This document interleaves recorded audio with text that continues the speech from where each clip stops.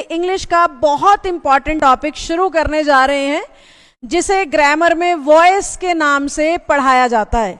Voice को कुछ किताबों में एक्टिव एंड पैसिव वॉइस भी लिखा जाता है। एक ही बात है, वॉइस कह लो या एक्टिव वॉइस कह लो या पैसिव वॉइस कह लो, एक ही टॉपिक के नाम है।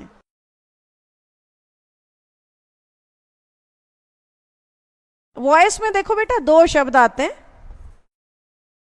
एक होता है एक्टिव वॉइस और एक होता है पैसिव वॉइस।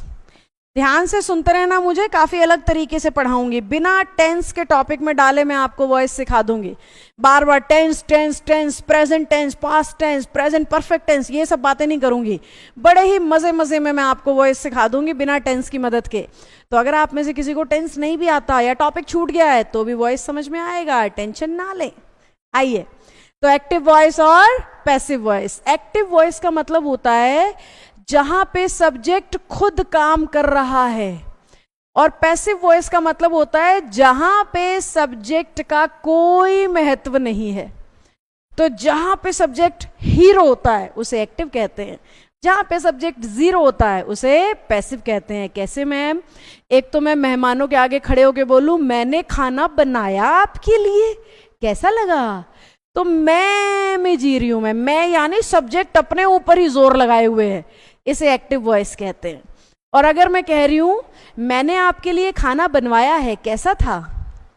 मैंने ये नहीं कहा मैंने खाना बनाया, मैंने खाना बनवाया। इसमें क्या फीलिंग आई? मैंने तो कुछ नहीं किया, बनवाया, मैंने तो किसी और से कराया काम। इस वॉइस को कहते हैं पैसिव वॉइस। समझे कि नहीं समझे? मैंने इंग्लिश सीखी, मुझे इंग्लिश सिखाई गई, तो मैंने इंग्लिश सीखी एक्टिव वॉइस, मुझे इंग्लिश सिखाई गई पैसिव वॉइस।